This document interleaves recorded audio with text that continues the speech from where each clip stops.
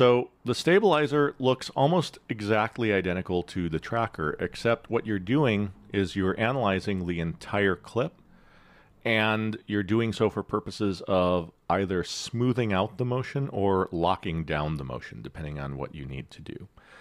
So the way that it works is identical to the way that the tracker works. First, you want to choose what characteristics of the image you want to try and smooth or lock. In this case, I'm going to go ahead and leave everything selected. Pan and tilt, which are my X and Y transforms, zoom, and rotate.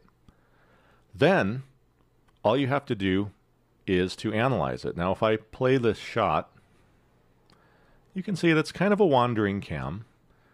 It's not offensive, but maybe the client wants it to be a lot quieter than it is. So all I have to do is track forward,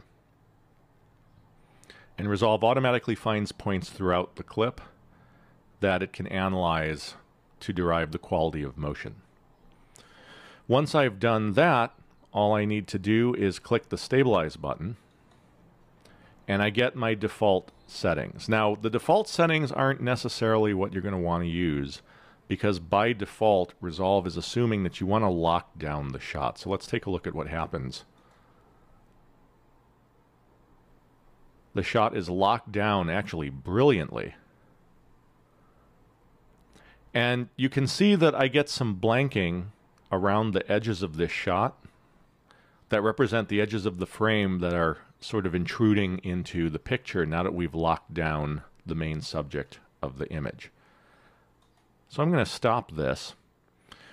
And there's a quick feature you can use to eliminate that blanking. All you have to do is turn on the zoom checkbox, click Stabilize again, and Resolve automatically figures out how much to zoom into the image in order to eliminate that blanking.